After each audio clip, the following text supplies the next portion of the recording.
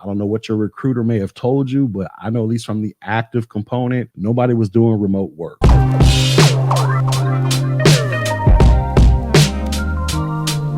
Man's here, Hokage.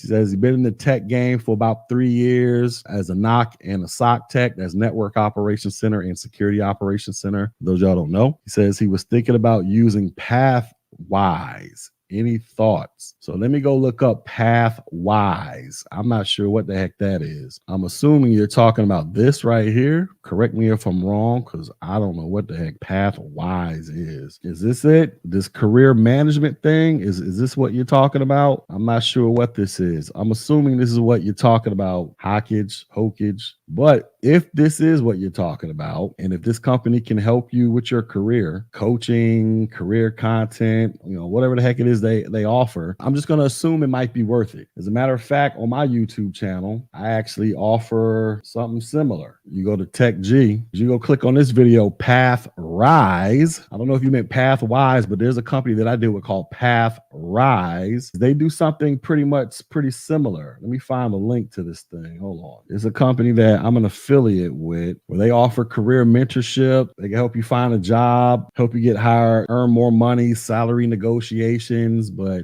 they say they're 100% free until you get hired. Qualify, you got to have some type of background in IT or one of these other things. So I don't know if you meant Pathrise, because that's the company that I deal with. For those y'all out there who are going through some type of training course right now, get your certification and or degree or whatever it is. And if you feel like you need help out in these streets with job placement, salary negotiations, mock interviews, and all that stuff, y'all go hit the link in the description box for the Pathrise. And they're supposed to send me a little kickback, but I've yet to get one kickback from this company. Regardless, that's something for y'all to consider taking advantage of if y'all feel like y'all need that in your life. So shout out to my man Hokage for that. This is from a person named In My Experience. He says, Tech G, I'm a 17-year-old father of one going to the Army Reserves. He says, one of the jobs offered is 25 Bravo. He says, I want to pick this job because it's remote. I have no experience in IT, however. Then he says, what should I expect? What kind of job can I get directly after AIT training? Would I have to go to school as well to make an actual good salary? And is this MOS even worth it? All right, MOS stands for Military Occupational Specialty. And when I was in the Army, that was my MOS. I was a 25 Bravo. Basically, that is the IT specialist for the U.S. Army. There's another one called 25 Delta that had just started about a year or so before I got out the Army. And they were like the cybersecurity specialists or something like that. But anyways, your man says he's 17, father of one, he's joining the reserves. And he says he want to pick this job because it's remote. I don't know what that means in the context of the U.S. Army. I've never met anybody in the military. Well, remember, I was active duty. So I've never met any active duty personnel that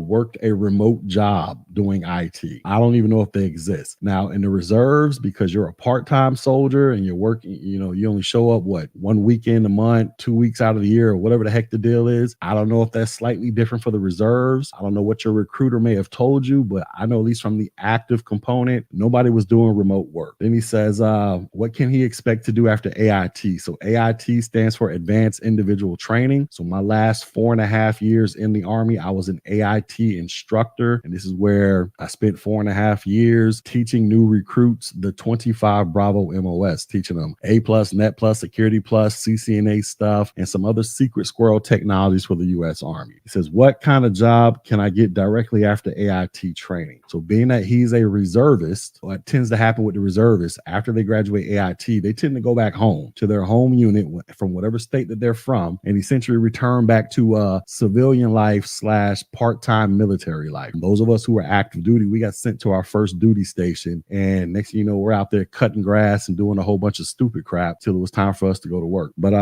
he's going to go back home. So here's the thing. When you go through AIT training, it's probably in your best interest to try to get certified in all those certifications that they're going to be teaching you. A+, Net+, Security+, and whatever else that they're doing at the schoolhouse these days, because I haven't been there in almost 10 years. So I don't know what they're doing anymore. Take all that knowledge and you'll probably be able to apply it to fatten up your resume and go out there and get you a tech job like everybody else, right? right? Then he says, would I have to go to school as well to make an actual good salary? If you're in the military, which I'm assuming you might be at this point, and you're in the reserves and they're giving you some money to go to college, then I will go ahead and take advantage of that and go to college, major in something like IT, cybersecurity, especially if this is what you think you want to do, and take advantage of that. And then that can only help you out in terms of, once you graduate, that can only help you out in terms of, possibly getting higher positions and higher salaries. You want to know what type of salary is good. Well, salaries are all dependent upon, where you live. If you live in my city, like I live down here in Florida, and where I live at in Florida, let's just say you're making $150,000 a year down here where I live at. You're pretty much balling out of control compared to damn near 99% of the population out here where I live at. But